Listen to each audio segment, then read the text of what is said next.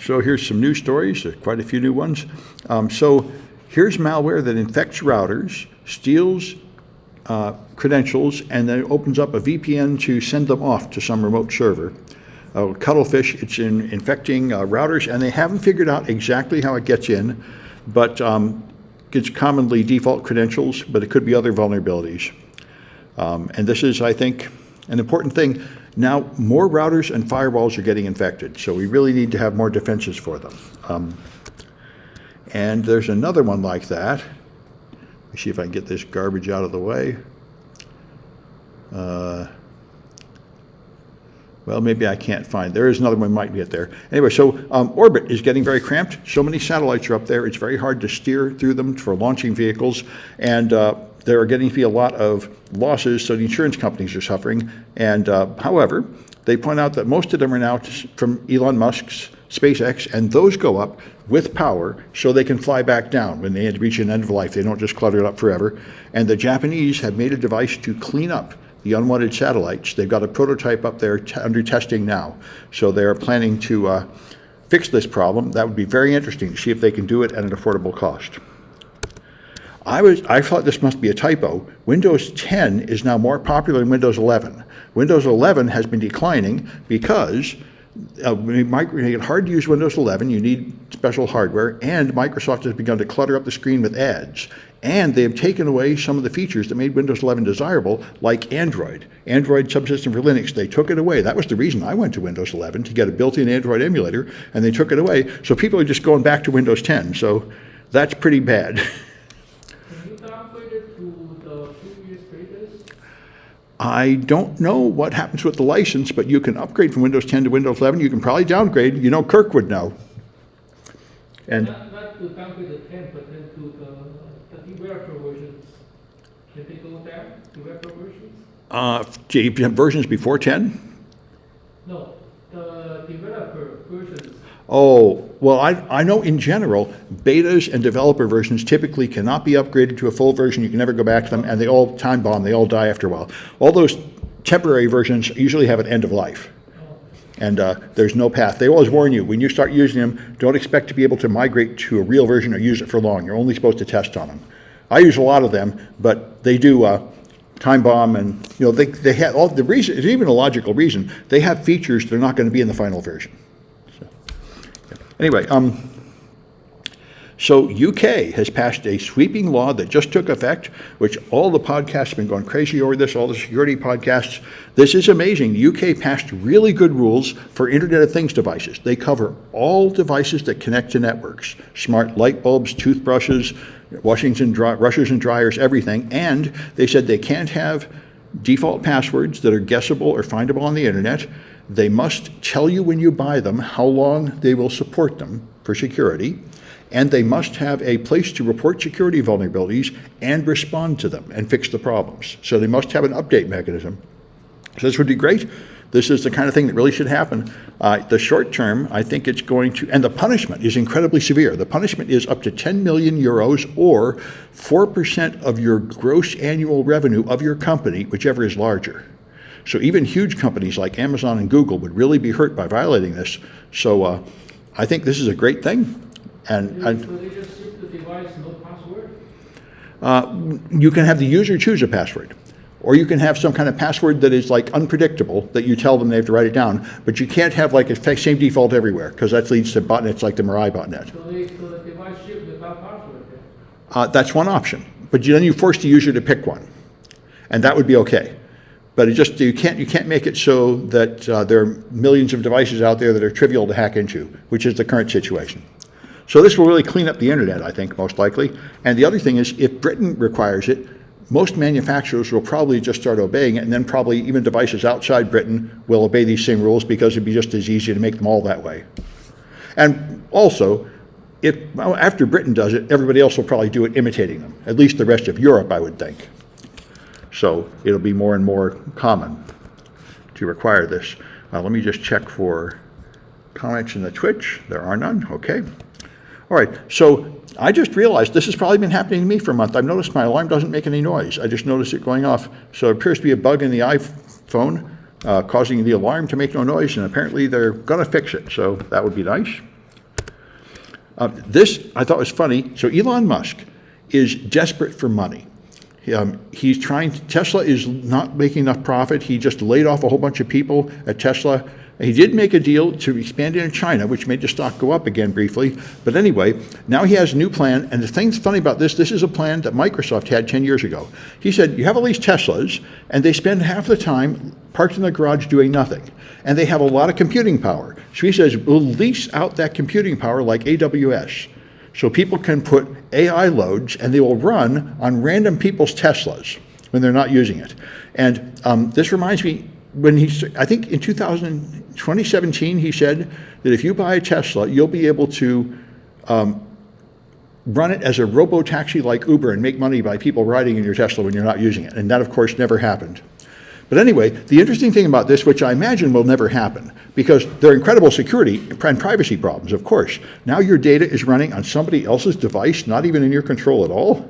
That's pretty hard to understand. But the thing that made me interested is that Microsoft did the same thing. When they upgraded from XP to Vista in, I think, 2004 or so, they announced this feature. They said, you know, if you have a room like this with all these computers, even if people are using them, most of the RAM is not in use. So why don't you use the RAM in the other machines on your network as additional RAM for your machine? So your job will just be sent through the network to some other machine, run over there, and then come back. And they thought that was brilliant, and they announced that, and then somebody told them not to do it by the time they actually deployed Vista. That was never deployed, but it was the same idea. Immediately thought was the security implications. Wow, this is great. Normally you have to hack into plate and steal stuff. You're going to take your stuff and just put it on my machine and run it on my machine. How convenient. Then it's just right there for me to steal it.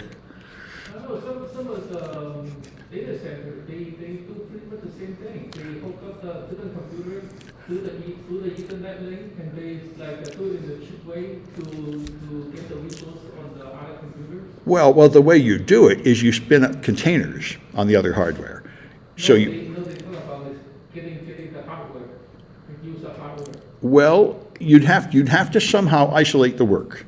And of course, if you want to say like Kubernetes clouds spinning up containers are essentially doing that, right? Many different companies are running on the same hardware, but the software is isolating the job. So in principle, it can be done, but you usually only do it. You talk about multiple jobs and talk about single jobs. They kind of grab the hardware resource from other computers. Sure, yeah, but the security issue is when other users are also using the same hardware. And that can be solved, you're right. But anyway, we'll see if this actually comes to anything. I highly think this is not going to happen. But Elon has a lot of these ideas. So there's another crazy idea. Satellites have some propulsion, but it's very minimal. They usually have a little bit of fuel, and they can only do a little bit of orbit adjustments, and that's it. And also, so the current situation is you can have a normal drive where you spit out some propellant, and that has high thrust, but it is expensive in terms of fuel. Or you can have an ion drive, which lets you have much more total thrust, but it's very weak, so you can only very slowly accelerate. So these guys have tried to make something. They're going to have a focusing mirror to focus the sunlight to make things really hot, and then have the propellant come out. And they claim this way they can have high delta V, so they can rapidly change orbits. Now, I don't know why. They think there's a market for that. So I'm thinking like Uber Eats, where you're going to race things from one satellite to another in orbit.